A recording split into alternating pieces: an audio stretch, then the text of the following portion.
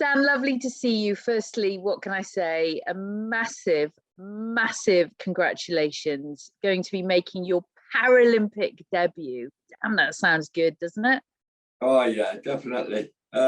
Just hope I don't make a fool of myself. You won't make a fool of yourself. You've got that Welsh dragon. You'll be absolutely fine. I want to talk to you firstly about your journey, because of course you served in the British Army, and then how did it come about that obviously you started skiing, and here you are about to compete on the international stage? Yeah, so I was basically offered a free holiday by Blesma to go to Colorado and go on a skiing holiday. And I accepted the offer, and they took me to ski out there in 2015. And I basically went from there, found out about a charity called AFPST, which is Armed Forces Para Snow Sports Team. Got in touch with them on my return. And yeah, they taught me how to race, and then got into racing with them and just carried on the journey.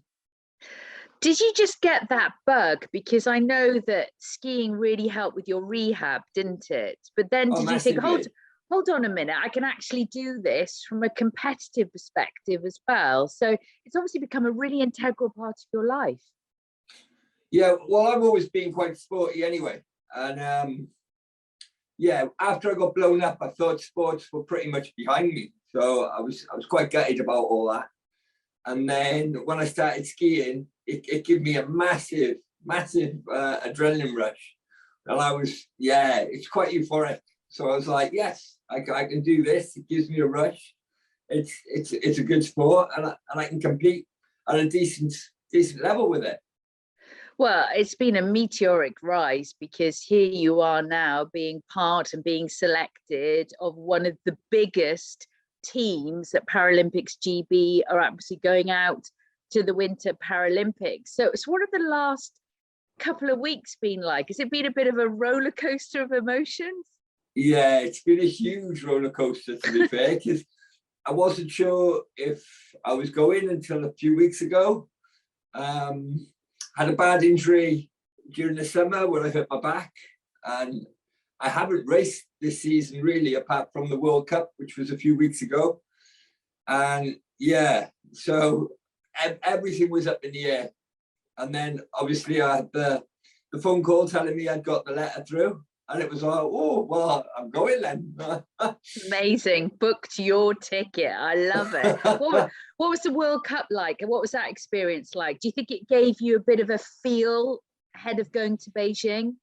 It did in a way, yes. But it was quite difficult for me because I hadn't skied prior to that at all, really, the season, since my accident.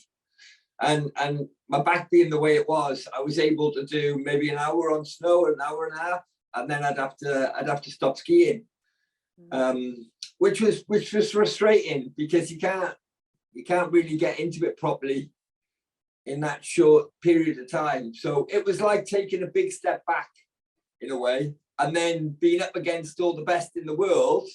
It was quite frustrating for me in one aspect, but again, it was good. What is it about skiing for you that just gives you that reward? Are you an adrenaline junkie? I'm told that I am. I don't think I am, but I'm told that I am. Yeah, the speed, knowing that if you mess up, you could hurt yourself. Things could go wrong. That's all a big factor in it. But yeah, so I won't be skiing out there, speed out there. I'm only doing tech. So yeah, we'll just see how it goes. As one of the newbies in the team, what's the kind of advice that perhaps the men of Fitzpatricks of this world, who's kind of used to competing on the international stage, what kind of advice? Is there a good vibe in the camp, would you say, going out there? So. Yeah, I think so. It's a bit of a pain in the ass, if I'm honest, at the minute with COVID and everything else. So we're all isolating in our rooms. So yeah, I think there's definitely a bit of a different vibe this year to most of the time, because you haven't got that closeness that I think you normally would have. But yeah, it can't be helped. And it's just one of those things. Make the most of it. It must make you feel really proud, just, you know, looking at your top there, you know, Paralympics GB representing your country. And of course, knowing that us lot back in Wales are going to be glued to that TV screen cheering you on. Yeah, it's quite a nice feeling. A little bit nervous, but yeah, very proud. I guess a bit of nerves is a good thing, right? Because, you know, you don't want to be, I think it helps with the adrenaline, doesn't it? As long as it's well controlled, yes. Definitely, definitely. But, you know, if anyone could write your story, it's pretty fascinating, isn't it? You know, serving in the British Army, having the injury, and then finding skiing through rehab. And suddenly we're talking to you on the eve of you getting on that plane to go to Beijing to represent your country at the Winter Paralympics.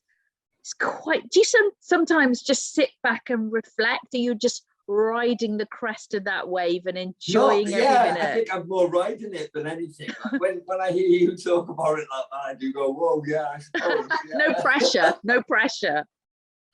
But and what about you? I've had an interesting life. Without question, without question. What about your friends and family back in Wales now? Will they obviously be cheering you on and hoping for success? Yeah, without a doubt. My parents are currently living out in Cyprus, so they've gone out there for the hot weather. And my sister, bless her, is in the Middle East with her partner. Right. So I have family all over the world. But yeah, my friends, definitely. Definitely.